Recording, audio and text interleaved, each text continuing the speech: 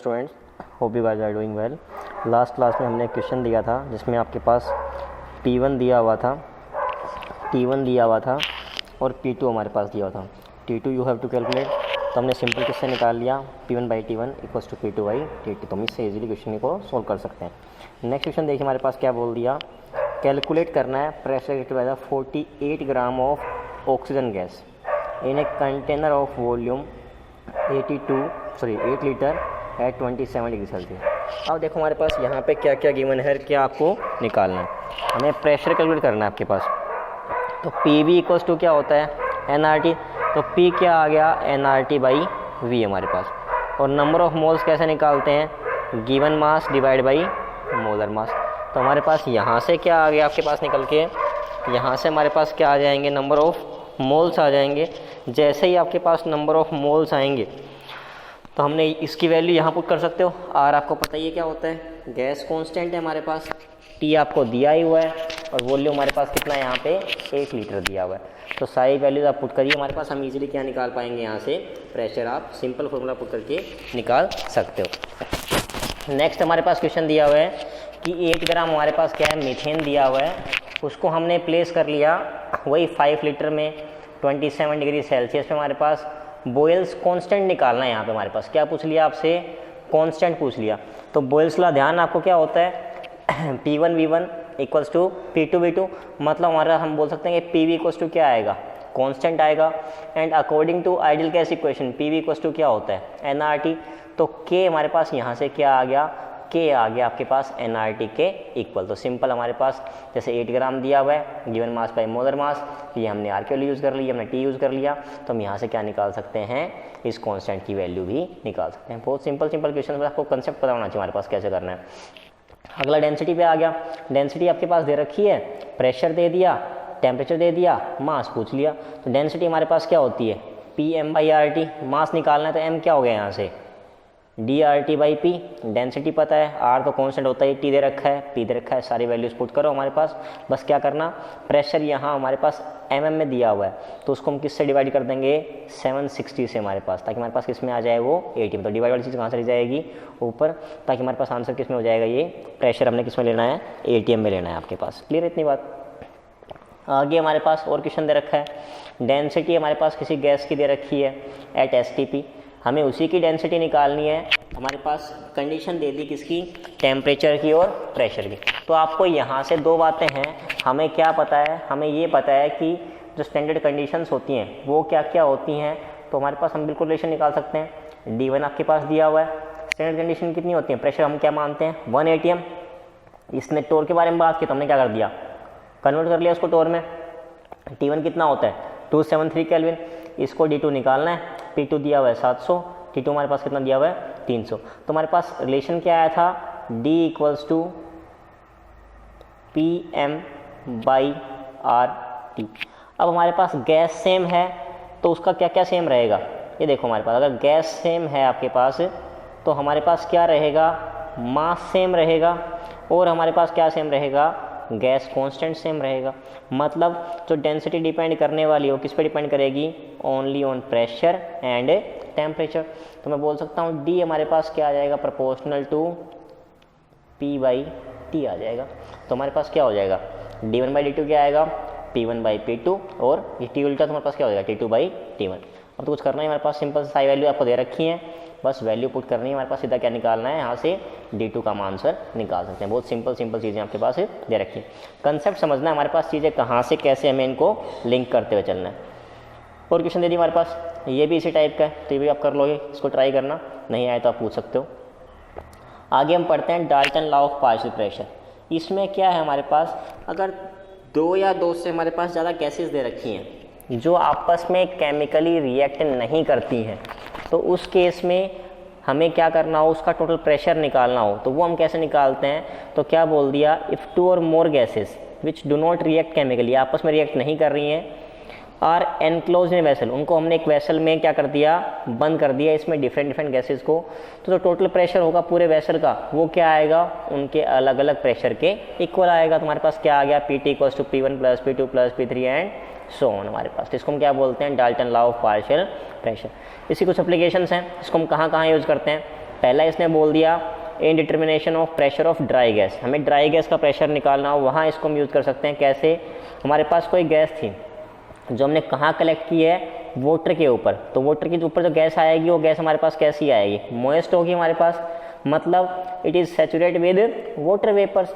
तो जो हमारे पास क्या करेंगे, वहाँ अपना प्रेशर लगाएंगे वाटर वेपर हमारे पास, तो प्रेशर हमारे पास यहाँ पे क्या है ड्यू टू वाटर वेपर, उसको हम बोलते हैं एक्वस टेंशन। एक्वस टेंशन हमारे पास क्या है, जो वहाँ पे एयर के ऊपर जो वाटर वेपर्स हैं वो जो प्रेशर लगा पा रहे हैं उसको हम क्या बोल देंगे, सिंपली एक्वस टेंशन। तो हमारे पास यहाँ पे एक बात क्या निकल के आ गई, जो प्रेशर आएगा मॉइस्ट एयर का उसमें क्या क्या है, ड्राई गैस का प्रेशर भी है और एक्वस टेंशन भी है। तो मुझे ड्राई गैस का निकालना तो क्या कर दूंगा, मॉइस्ट में से एक्वस टेंशन क्या कर देंगे आप, माइनस कर देंगे। तो हम इससे भी इस चीज़ की वैल्यू को ईजिली कैलकुलेट कर सकते हैं। सेकंड हमारे पास क्या बोल दिया, कैलकुलेशन ऑफ पार्शियल प्रेशर, हमें पार्शियल प्रेशर निकालना वो हम कैसे निकाल पाएंगे।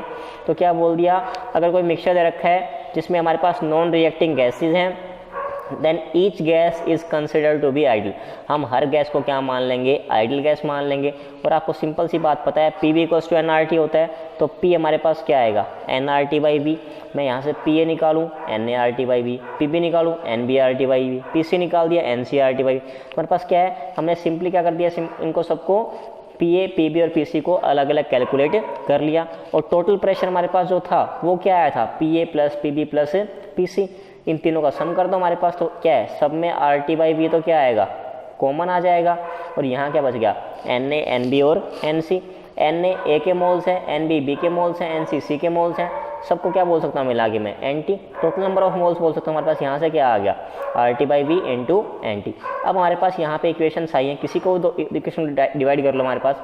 मान लो मैंने फर्स्ट इक्वेशन ले ली, ठीक है, और मैंने क्या कर दिया, इस फोर्थ इक्वेशन ले लिया, दोनों को डिवाइड कर दिया। हमारे पास क्या आएगा, P A divide by P, तो क्या हो गया ये N A divide by N T हो जाएगा, आर टी बाई तो हमारे पास कट जाएगा आपस में। तो पी ए बाई पी क्या आया, N A by N T आ गया, और N A by N T इसको मैं क्या बोल सकता हूँ, मोल फ्रैक्शन बोल सकता हूँ। तो हमारे पास ये क्या आ गया, P A by P equals to X A, मतलब पी ए क्या आ गया, एक्स ए इंटू पी आ गया। मतलब पार्शियल प्रेशर किसी भी गैस का क्या आएगा, मोल फ्रैक्शन उस गैस का इनटू में उसका टोटल प्रेशर। तो हमारे पास यहाँ से ये रिलेशन भी हम कैलकुलेट कर सकते हैं। आपके पास ये हमारे पास 12th क्लास में आपके काम आएगा। तो हमारे पास ये रिलेशन कहाँ से आया, हमने पूरा ड्राइव किया है, इसमें कोई डाउट होगा आप पूछ सकते हैं। क्वेश्चन कैसे आ सकते हैं इसके ऊपर हमारे पास, जैसे ये दे दिया आपके पास कि नियोन डाइऑक्साइड, हमारे पास एक मिक्सचर दे रखा है जिसमें नियोन भी है और O2 गैस भी है। उसमें क्या है, वो क्या क्या कंटेन कर रहे हैं, इतना हमारे पास O2 दे रखा है, इतने ग्राम हमारे पास क्या है, नियोन है। प्रेशर दे दिया आपके पास, क्या निकालना है, दोनों का टोटल प्रेशर आपको दे रखा है, दोनों का पार्शियल आपको निकालना है यहाँ पे। तो हम कैसे निकाल पाएंगे, दोनों का गिनमास पता है, दोनों के मैं क्या निकाल सकता हूँ, मोल्स निकाल सकता हूँ। दोनों के मैंने क्या निकाल लिए, मोल्स। अब मोल से क्या निकाल सकते हैं, अब मोल फ्रैक्शन, एक के मोल divide by total number of moles, मैंने क्या निकाल दिया, मोल फ्रैक्शन O2 का भी आ गया।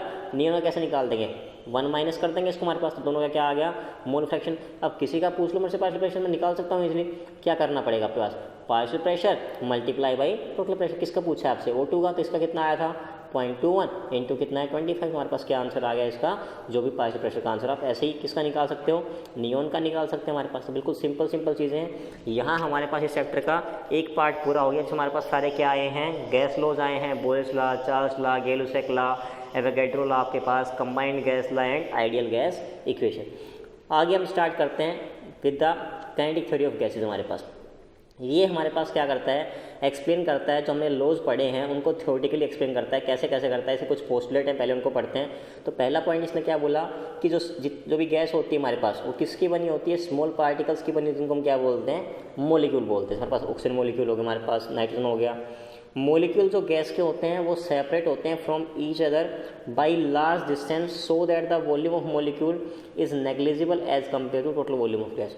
मान लो हमारे पास एक गैस में हज़ारों लाखों मोलिक्यूल हैं, तो मैंने क्या बोल दिया कि एक मोलिक्यूल कोई गैस का यहाँ घूम रहा है, एक यहाँ घूम रहा है, तो क्या हो गया, इनके बीच की डिस्टेंस काफ़ी ज़्यादा होती है। अगर डिस्टेंस काफ़ी ज़्यादा है तो मैं क्या कर सकता हूँ, एक टोटल वॉल्यूम ऑफ गैस और एक हमारे पास क्या है, एक खाली एक मोलिक्यूल का वॉल्यूम, उसको मैं नेगलेक्ट भी मान सकता हूँ। मेरे पास उसकी वॉल्यूम क्या आएगी, एक मोलिक्यूल की बहुत काफ़ी कम आएगी as compare to total volume of gas.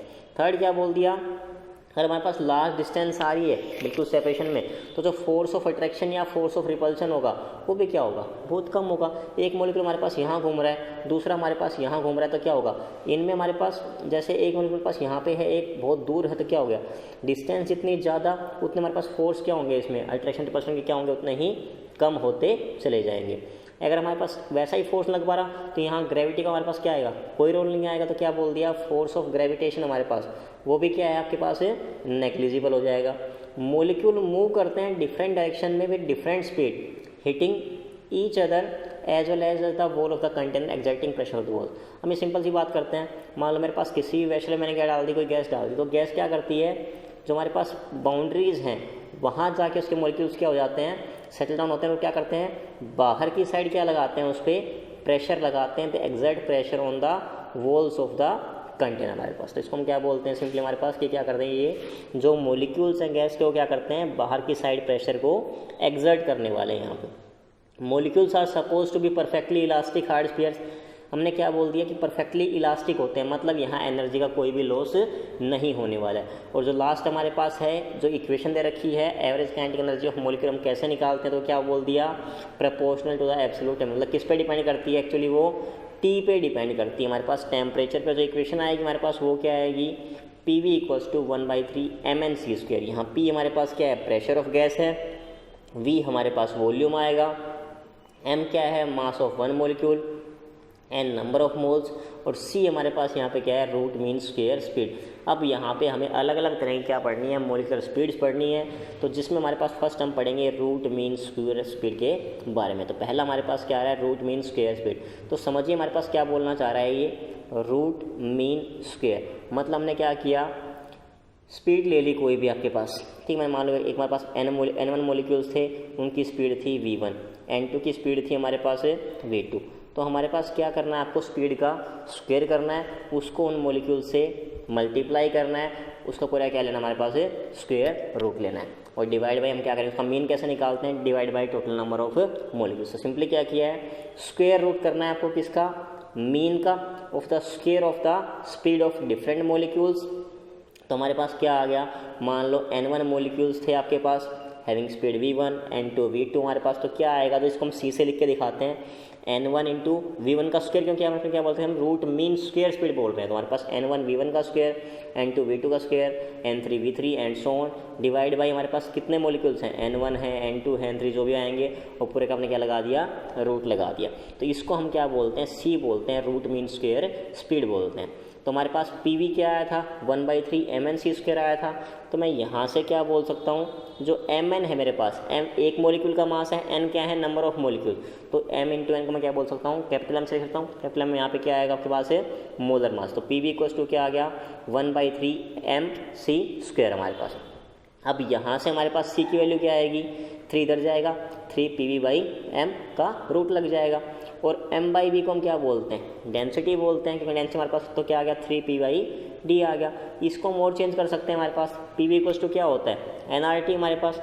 तो अगर PV इक्वल्स टू nRT है तो हमारे पास, अगर मोल हमने एक ले लिया तो PV इक्वल्स टू क्या हो जाएगा, RT। तो मैं इस P की जगह क्या लिख सकता हूँ, यहाँ पे P को मैंने क्या लिख दिया आपके पास, RT/m से नोट कर दें, हमारे पास तो क्या आ गया, 3RT/m। तो C की वैल्यू हमारे पास क्या आएगी, रूट 3RT/m। तो हमें ये वैल्यू ध्यान रखनी है। अगली क्लास में हम करेंगे और 2 स्पीड हमारे पास आएंगी, एक होती है हमारे पास एवरेज स्पीड, एक हमारे पास आएगी मोस्ट प्रोबेबल स्पीड। तो वो हम डिस्कस करेंगे। Till take care, stay blessed, stay at home, take care.